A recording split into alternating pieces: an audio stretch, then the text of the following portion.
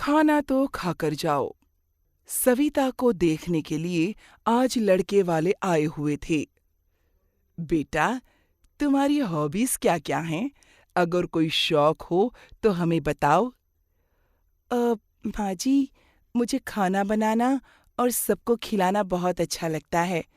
मेरा बस एक ही शौक है, सबको अपने हाथों से पकाकर खाना खिलाना। अरे वाह बेटा, ये तो बहुत अच्छी बात है। अब बहू को खाना पकाकर खिलाने का शौक हो, इससे अच्छी बात और क्या हो सकती है भला। और एक राज की बात बताऊं तुम्हें, मेरा बेटा साहिल भी खाने का बहुत शौकीन है। इसे कहते हैं राम मिलाए जोड़ी। एक को खाना खाने का शौक है और एक को पकाने का। हाँ जी बहन जी, बिल्कुल ठीक कहा आपने। अगर आपकी तसल्ली हो गई हो तो क्या अब हम लोग रिश्ता पक्का समझें? लो जी, अब इसमें पूछने वाली क्या बात है। मैंने कहा ना, इनकी राम मिलाई जोड़ी है और जिसकी जोड़ी राम ने मिला दी उसमें हम हस्तक्षेप करने वाले होते कौन है भला? बताइए तो। बहू को खाना बनाने का शौक है, इस बात से पुष्पा इतनी खुश हो गई थी कि इसके आगे उसने कुछ भी जानने समझने की कोशिश नहीं की और झटपट अपने बेटे साहिल का रिश्ता सविता के साथ कर दिया। शादी के बाद, मम्मी जी, आज मेरी पहली रसोई है। अब घर में तो सिर्फ 4 ही लोग हैं। 4 लोगों के लिए तो खाना बनाने में मुझे मज़ा भी नहीं आएगा। आप ऐसा करिए ना, आप पड़ोस से अपनी सहेलियों और चाचा चाची को भी खाने पर इनवाइट कर लीजिए। मैं सबके लिए स्पेशल खाना बनाऊंगी। अरे, साक्षात अन्नपूर्णा आई है हमारे घर में तो। मेरी रसोई को छूकर इसने सीता की रसोई बना दिया। पता है बहू, मेरी माँ कहा करती थी, जो औरत खुशी खुशी प्रेम से सबके लिए खाना पकाती है, उनके घर धन धान्य की कभी कमी नहीं होती। तभी तो बहू को साक्षात लक्ष्मी और माँ अन्नपूर्णा का दर्जा दिया जाता है। ठीक है, मैं सबको खाने पर बुला लेती हूँ, तो खाना बनाने की तैयारी कर ले बहू। सास पुष्पा बहू को खाना बनाने के लिए कहकर चली जाती है और अपनी सहेली कुसुम और देवरानी को भोजन पर आमंत्रित कर लेती है। कुछ देर बाद, जीजी, ऐसे कितने पकवान बना दिए बहू ने, जो यहाँ पर डोंगों की लाइन लगी हुई है। अरे भाई, लाखों में एक बहू रानी है हमारी। तू ही देख ले, खानदान में जितनी बहू आई है, मेहमान के आने की खबर सुनकर सबको ही सांप सूंघ जाता है। किसी और की बात क्या करें, तू तो खुद मेहमानों को देखकर मुंह छिपाए घूमती थी। अरे खाना तो क्या, एक कप चाय भी बनाना हो तो तुझे पहाड़ चढ़ने जैसा मुश्किल काम लगता था। अरे बस बस जीजी, आप तो गड़े मुर्दे उखाड़ने लग जाती हैं। अब बस बातें करके ही पेट भरेंगी या कुछ खाना भी परोसेंगी? सविता बहू, जाओ बेटा, सब मेहमान आ गए हैं, खाना लगा दो। सविता आकर मेहमानों के लिए खाना लगाने लगती है। तरह तरह के पकवानों से सजी थाली को देखकर मेहमानों की तो आंखें खुली रह गई। अरे वाह पुष्पा, बहू ने थाली तो ऐसे सजाकर परोसी है जैसे 5 स्टार होटल में खाना खाने आए हों हम लोग। और ये सलाद तो देखो, खीरा, चुकंदर और टमाटर ऐसे कैसे अच्छे से फूल बनाकर रखे हैं इसने। देखकर मन कर रहा है खाऊं नहीं, बस देखती ही रहूं। मुझे तो लग रहा है पक्का बहू कोई कोर्स करके आई है। अरे मैं तो टीवी पर वो मास्टर शेफ आता है ना, चैलेंज, मास्टर शेफ चैलेंज, वो हमेशा देखती हूँ। वो लोग भी अपनी डिश को बिल्कुल ऐसे ही सजा कर लाते हैं जैसे बहू लाई है। मैं तो कहती हूँ जीजी, आप बहू के टैलेंट को बर्बाद ना होने दें, इसे तो मास्टर शेफ में भेजो। क्या चाची, आप लोगों ने मेरी इतनी तारीफ कर दी कि मुझे शर्म आ रही है अब। अच्छा, अब आप लोग जल्दी से खाकर बताइए कैसा बना है खाना। खाना खाने के बाद, अरे बेटा, ये दही वड़े दिखने में तो खूबसूरत लग रहे थे, लेकिन इनका स्वाद कुछ अजीब सा क्यों लग रहा है? एह! चाची जी, ये मैंने स्पेशल रेसिपी से बनाया है ना, इसलिए। एक्चुअली मैं खाने में हर रोज़ नए-नए एक्सपेरिमेंट करती रहती हूँ। जैसे आज मैंने तुअर की दाल के वड़े बनाए थे और चटनी की जगह इसमें मेयोनीज़ डाली थी। मुझे पक्का पता है, आपको बहुत पसंद आई होगी। और आंटी जी, आप ना ये मेरा स्पेशल नवरत्न पुलाव तो टेस्ट करके देखिए। आपको इस डिश का सीक्रेट बताऊं? इसमें मैंने नमक की जगह जैगरी डाली है। एकदम नई रेसिपी है ये भी। पुलाव के 2 चम्मच खाने के बाद पड़ोसन किसी तरह अपनी उल्टी कंट्रोल करने की कोशिश कर रही थी। अरे आंटी, शर्माइए नहीं, ये पूरा आपको ही खत्म करना है। खाइए ना। पुष्पा, वो मुझे कुछ जरूरी काम याद आ गया है, मैं बाद में आती हूँ। जी जी, मुझे भी याद आया, आज तो मेरी मेरी चाचा की लड़की आने वाली है। मैं चलती हूँ, फिर मिलेंगे। अरे लेकिन खाना तो खाकर जाइए। मैंने अभी और डिश बनाई है, उन्हें कौन खाएगा? अरे जाने दो तू इनको। तू ऐसा कर बहू, मेरा खाना लगा दे। मुझे भी बड़े जोरों की भूख लगी है। ठीक है माँ जी, आप लोग बैठिए, मैं लगाती हूँ। सविता अपनी सास पुष्पा के लिए थाली में खाना परोसती है। पुष्पा खुशी खुशी खाने का कौर मुंह में डालती है तो उसका सर भन्ना उठता है। अगर मैं बहू को कहूंगी कि खाना अच्छा नहीं बना तो बेचारी मायूस हो जाएगी, और मैंने खुद उसकी इतनी तारीफ कर दी है। अब अगर कुछ कहूंगी तो अपनी बात को झुटलाना होगा, मतलब इज्जत का खुद गला घोटना। चुपचाप खा लेती हूँ, और कोई चारा भी तो नहीं है। वैसे भी नई नई शादी है, हो जाता है। मैंने तो खुद पहली रसोई में दाल में नमक की जगह चीनी डाल दी थी, और मेरी सास ने मुस्कुराते हुए दाल खा ली थी। जरूर पहली रसोई की घबराहट में बहू से गलती हुई है। कोई बात नहीं, जल्दी ही सीख जाएगी ये भी। अगले सप्ताह। मम्मी जी, मैंने आपकी सत्संग मंडली को आज खाने पर बुलाया है। मैं उन सबके लिए आज स्पेशल लंच बनाने वाली हूँ। अरे, किसने कहा था सबको बुलाने के लिए? पहले ढंग से कुछ बनाना तो सीख ले। पिछली बार जिन्हें बुलाया था, अभी तो वो बेचारे भी सदमे से उबरे नहीं हैं। लगता है ये सविता मुझे कहीं उठने बैठने लायक नहीं छोड़ेगी। मैं तो पहले ही छोटी और पड़ोसन के मुंह छुपाए घूम रही हूँ, और अब इसने मेरी सत्संग वाली मंडली को भी घर पर बुला लिया है। हे भगवान, किस जन्म का बदला ले रहा है तू मुझसे? बेटा, घर में 4 लोग हैं तो तेरा जो बनाने का मन करे ना, हम 4 लोगों के लिए बनाया कर।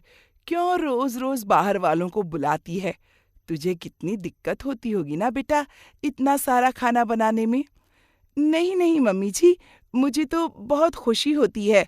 मैंने आपको शादी से पहले ही बताया था ना कि मुझे खाना पकाने का और लोगों को खिलाने का बहुत शौक है। आप चिंता मत करिए, मैं मैनेज कर लूंगी। लंच के समय जैसा पुष्पा ने सोचा था, ठीक वैसा ही हुआ। आज भी बहू सविता ने मेहमानों के लिए तरह तरह के व्यंजन बनाए थे, लेकिन उनमें से एक भी खाने लायक नहीं था। पुष्पा की सहेलियां जिस भी डिश का एक कौर मुंह में रखती, गंदे से भाव उनके चेहरे पर आते, और फिर बेचारी गिलास उठाकर 2 घूंट पानी से उस गले से नीचे उतार लेती। एक एक करके सारे डिशेस ट्राई करने के बाद भी जब एक भी चीज खाने लायक नहीं मिली, तो पुष्पा की सहेलियां गुस्से में उठकर वहां से चली गईं। अगले दिन सत्संग में, अरे देखो देखो, आ गई पुष्पा। अरे भाई, ये कौन से ग्रह का खाना खिलाने के लिए अपने घर बुलाया था तूने हमें? अरे देखा नहीं तुमने, थाली में सजा सजा के तो ऐसे परोसा था इसकी बहू ने जैसे सीधा 5 स्टार होटल से ही ऑर्डर करके मंगवाया हो। लेकिन जैसे ही एक टुकड़ा मुंह में रखा, सारे मुंह का स्वाद उतर गया। इतना बदस्वाद खाना कोई बना भी कैसे सकता है? बहू को छोड़ो, मुझे तो लगता है कि पुष्पा की चाल थी घर बुलाकर हम सबको ऐसे अपमानित करने की। अरे भाई, और कुछ ना सही, एक दाल ही बना देती तो हम तो दाल से ही रोटी खाकर चला लेते। तुम लोग गलत समझ रही हो, ऐसी कोई बात नहीं है। मेरी बहू को खाना खिलाने का शौक है। मुझे तो पता भी नहीं था कि उसने तुम सबको घर पर खाने के लिए बुलाया है। अरे तू ज्यादा भोली बनने का नाटक मत कर। और मैं तो बता रही हूँ, कल जो इतनी बेइज्जती की ना अपने घर पर बुलाकर, उसके बाद अगर ये सत्संग में आएगी तो मैं तो सत्संग में आने वाली नहीं हूँ। देख पुष्पा, सब लोग तुझसे बहुत नाराज है। फिलहाल जब तक सबकी नाराजगी दूर नहीं हो जाती, तू सत्संग मंडली में न आया करे तो अच्छा होगा। सहेलियों की बात सुनकर बेचारी पुष्पा अपना मुंह लेकर घर लौट आती है। अभी इसी बात को बीते चंद ही दिन हुए थे कि सविता का जन्मदिन आ जाता है। जन्मदिन की बहुत बहुत शुभकामनाएं Savita. Thank you so much sir. आप लोग आइए ना, आज शाम को डिनर हमारे साथ ही करिए, मुझे बहुत अच्छा लगेगा। Are you sure? मेरा मतलब कि आज आपका पहला जन्मदिन है साहिल के साथ, आप लोग स्पेशल तरीके से मनाना चाहेंगे? मैं फिर किसी दिन डिनर के लिए आ जाता हूँ। अरे नहीं नहीं सर, ऐसी कोई बात नहीं है, आप आइए ना, मुझे बहुत खुशी होगी। सविता के बार बार कहने पर शाम के समय बॉस अपनी पत्नी को लेकर साहिल और सविता के यहाँ डिनर के लिए पहुंच जाते हैं। क्योंकि आज सविता का जन्मदिन भी था, इसलिए साहिल के बॉस ने एक महंगा तोहफा भी खरीद लिया था। कुछ देर तक बातें करने के बाद Savita special dinner dining table पर सर्व कर देती है। वाओ साहिल, इम्प्रेसिव, लकी हो तुम। अरे भाई, मेहमान का पेट तो खाने की प्लेट देकर ही भर जाए, इतनी अच्छी गार्निशिंग। तुम तो किसी 5 स्टार में ट्राई क्यों नहीं करती शेफ के लिए? काश कि आप बस प्लेट देखकर ही लौट जाते तो मेरी इज्जत का कबाड़ा होने से तो बच जाता सर। बॉस और उनकी वाइफ 2-3 चम्मच खाना खाते हैं और उसके बाद बहाना बनाकर जल्दी से वहां से निकल जाते हैं। कुछ देर बाद बॉस का फोन साहिल के पास आता है। साहिल, मैंने सोचा था इस बार तुम्हें प्रमोट करके मैनेजर बना दूंगा, लेकिन जैसा खाना खिलाकर तुमने आज हमारी मेहमान नवाजी की है ना, तुम्हें प्रमोशन तो क्या, डिमोशन दूंगा मैं। तुम ऑफिस में मिलो मुझसे। I am really sorry sir, आपकी इंसल्ट कराने का मेरा कोई इरादा नहीं था। ये लास्ट वार्निंग है तुम्हारे लिए। अगर आज के बाद तुमने अपनी वाइफ के हाथ की बनी चाय भी मुझे पिलाई तो तुम्हारा डिमोशन नहीं, सीधा टर्मिनेशन होगा, समझ लेना। ओह माय गॉड, मेरे मुंह का तो सारा स्वाद ही खराब हो गया था। बॉस से झाड़ खाने के बाद साहिल गुस्से में सविता के पास आता है। देखो सविता, मैं तुम्हारे आगे हाथ जोड़ता हूँ। तुम्हारे हाथ का खाना खाकर सब रिश्तेदार तो चले ही गए हैं। अब अगर मेरी नौकरी चली गई ना तो मुझे घर बैठकर मक्खियां मारनी पड़ेंगी। इसलिए आज के बाद अगर तुम्हें एक्सपेरिमेंट करना ही है ना तो हम 3 मजबूर लोगों पर करना, बाहर वालों को इसमें इन्वॉल्व मत करना। पति की बातों का भला सविता पर क्या असर पड़ने वाला था? वो तो अभी भी अपनी ही धुन में थी। सविता ये मानने को तैयार ही नहीं थी कि उसे खाना बनाना नहीं, बस खाना बिगाड़ना आता है।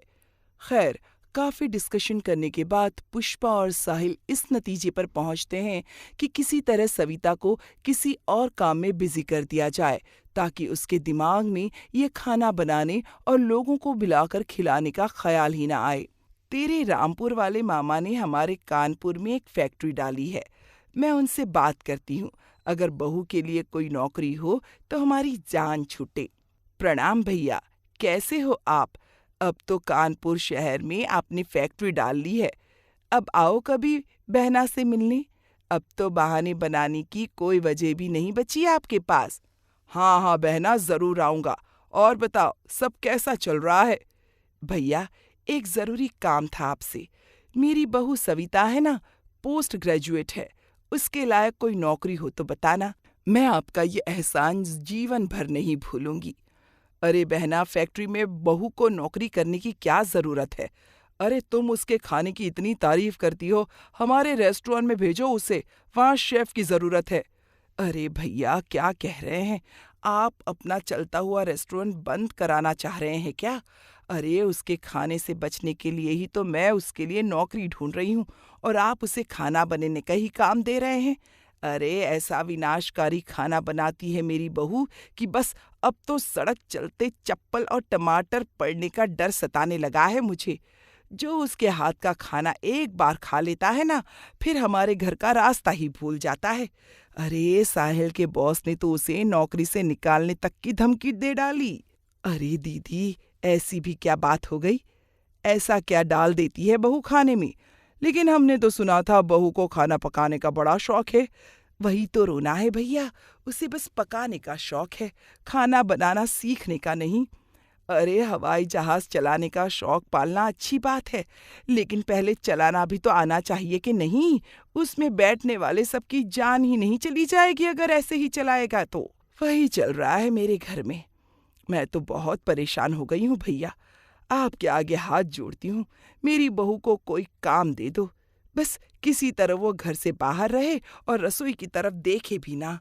हम बस यही चाहते हैं। वैसे तो फैक्ट्री में अभी कोई जगह खाली नहीं है, फिर भी तुम इतना कह रही हो तो मैं देखता हूँ।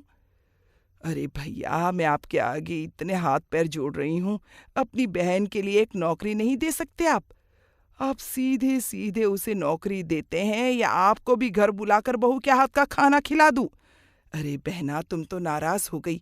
घर की ही तो बात है, तू भेज दे। काम का क्या है, कुछ न कुछ काम तो निकल ही आएगा। सविता बहू, भाई नाम रोशन कर दिया तुमने हमारा। तुम्हारे मामा जी का फोन आया था, बहुत जिद कर रहे थे कि सविता बहू को उनकी फैक्ट्री में काम पर भेज दूं। मैंने तो साफ मना कर दिया कि नहीं भैया, मेरी बहू तो बस खाना बनाने का शौक रखती है, उसकी डिग्रियां जाए भाड़ में, लेकिन वो अपनी रसोई छोड़कर घर से नहीं निकलने वाली। लेकिन देखो, मामा जी तो ऐसे पीछे बढ़ गए कि क्या बताऊं। कहने लगे, नहीं, ये पोस्ट तो बस बहू के लिए ही है, उसे ये नौकरी करनी ही पड़ेगी। अब बेटा, घर की बात है, इसलिए मैं मना भी नहीं कर पाई और मैंने हाँ कर दिया। इसलिए बेटा, कल से तुझे मामा जी के यहाँ जॉब पर जाना है। मम्मी जी, आपको तो पता है ना, जब तक मैं अपने हाथों से पकाकर पूरे परिवार को खिला नहीं देती, मुझे चैन नहीं मिलता। पूरा दिन मुझे यही लगता रहेगा, पता नहीं माँ जी और साहिल ने सही से खाना खाया भी है या नहीं। अरे बेटा, तू चिंता बहुत करती है मेरी। देख, हम वादा करते हैं, हम अपना खाने पीने का पूरा ख्याल रखेंगे। अब तो खुशी खुशी जा और जाकर अपना भविष्य बना। बेटा, क्या रखा है इस कढ़ाई और चिमटे में? आगे बढ़। अच्छा ठीक है, आप कहती हैं तो मैं जॉब ज्वाइन कर लेती हूँ। बहू के हाँ करते ही पुष्पा और साहिल के दिल में खुशी की लहर दौड़ पड़ती है। अगले दिन सुबह 4 बजे। उठिए माँ जी, सुबह हो गई। अरे बेटा, आधी रात हो रही है, 4 बजे मुझे क्यों जगा रही है तू? ये लीजिए माँ जी, मेरे हाथों की स्पेशल मसाला चाय पी लीजिए, नहीं तो फिर पूरा दिन आप मिस करती रहेंगी। हैं? अच्छा ला बहू, दे दे। अच्छा जा, अब सो जा, तुझे ऑफिस भी तो जाना है ना। जी माँ जी, तभी तो मैं सुबह 4 बजे उठी हूँ। पहले मैं आप लोगों के लिए नाश्ता बनाऊंगी, फिर लंच बनाकर हॉट केस में रखूंगी, फिर अपने ऑफिस के लिए तैयार होंगी। और हाँ माँ जी, मैं सारा खाना तैयार करके जा रही हूँ। दोपहर को मैंने आज साहिल जी के एक दोस्त को खाने पर बुलाया है, आप प्लीज़ उसे खाना खिला देना। बहू की बात सुनकर बेचारी पुष्पा अपना सर पीट लेती है। जिस मुसीबत से बचने के लिए उसने अपने भाई के आगे हाथ पैर जोड़े, वो तो अभी भी मुंह बनाए उसके सामने ही खड़ी थी। पुष्पा को समझ आ गया था कि बहू और उसके वाहियात खाने से बचने का कोई तरीका नहीं है, इसलिए अब उन्होंने उस खाने के साथ ही जीना सीख लिया था।